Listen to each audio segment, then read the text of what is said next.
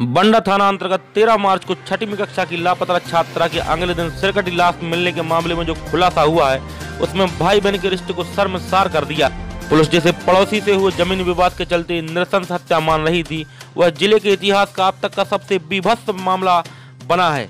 मृत बालिका जिन 3 सगे भाइयों को राखी बांधती थी, उनसे सुरक्षा की आशा रखती थी, उन्हीं भक्षकों ने पहले उसे हवस का शिकार बनाया और फिर राज खुलने का अंदेशा हुआ तो हथिये से सिर धड़ अलग कर दिया। फिर इन शैतान भाइयों ने अपनी चाची की मदद से शव के दोनों टुकड़ों को गांव से दूर खेत में अलग अलग फेंक दिया और गुमराह करने के लिए पड़ोसी पर हत्या की आशंका जता दी। लेकिन जब पुलिस ने इस मृत मासूम बच्ची की शॉर्ट पोस्टमार्टम रिपोर्ट साक्ष्यों की कड़ियां जोड़ी तो हकीकत सामने आ गई।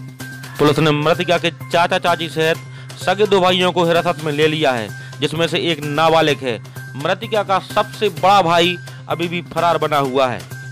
इस बीभत्स मामले के खुलासे के वक्त सागर एसपी पंकज सांगी का हृदय भी कई बार भर आया।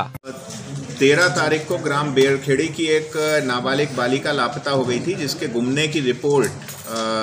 थाना बंडा में 14 तारीख को उसके पिता की तरफ से दर्ज की गई थी और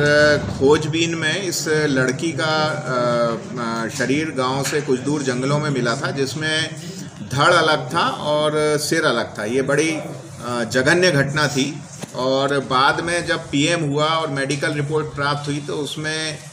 इसके साथ रेप की पुष्टि हुई और रेप की पुष्टि होने के उपरांत ये घटना की गंभीरता और बढ़ गई और इसमें हमारे दोनों एडिशनल एसपी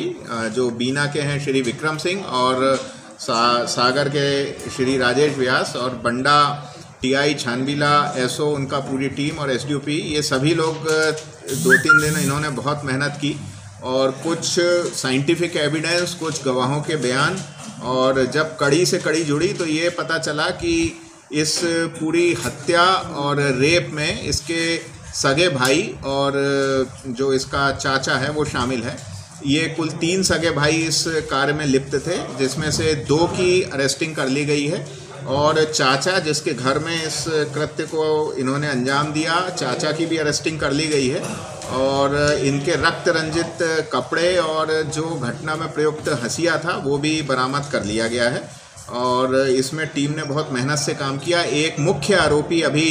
फरार है, जिसकी हमें लोकेशन मिली है, जिसके लिए टीम हमने रवाना कर दी है। उम्मीद है कि उसको हम जल्द से जल्द पकड़ लें। शुरुआत में 1-2 लोगों के नाम आ रहे थे, वो इस आधार पे आ रहे थे कि